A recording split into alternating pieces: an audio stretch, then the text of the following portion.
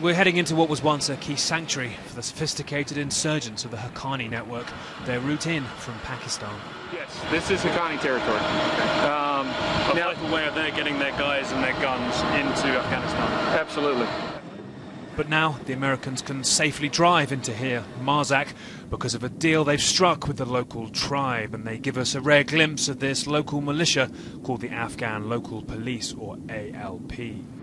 Their tribe is mostly opposed to the insurgency, so America paid and armed them, helping out from a local school.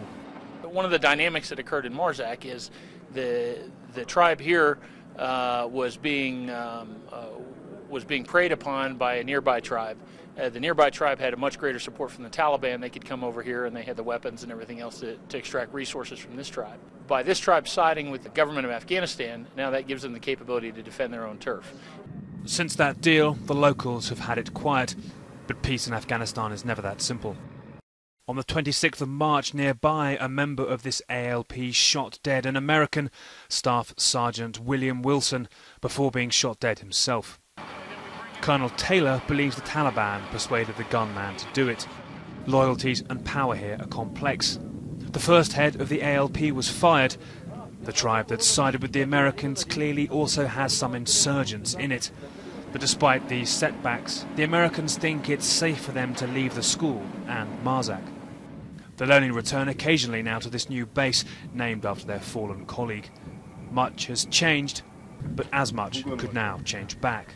In the past, behind me a year ago, things were very different. The insurgency had a large encampment there and were in fact using the same school in the village as their headquarters. American Special Forces came in and killed over 120 insurgents, but now the Americans are withdrawing. The question is, will the insurgency come back? Villagers do warmly welcome the Americans, who hope the elders here will equally trust the Afghan government once they've left. But that's not a given if you talk to this local ALP commander. I know it's true sometimes the government is corrupt and they're stealing. I know that our salary is a certain amount, but when we get it, it's less. Still, we don't raise our voice or complain to officials. America here is intervening into tribal rivalries that have endured for decades with cash and power. But will this delicate arrangement last? This deal is fine for a short-term solution, so you guys can leave, but in the long term, you're effectively just weighing up another side with a few more weapons and then let them fight it out in the years ahead. The key has got to be that ALP is an extension of the government of Afghanistan, that the Afghan Uniform Police is the sponsor and supporter of the ALP program, and that it is not a tribal militia. And the more that we can promote that relationship and that dependency between the ALP and the Afghan Uniform Police, the more successful we're going to be. In short, it's a gamble America must take because its time is up.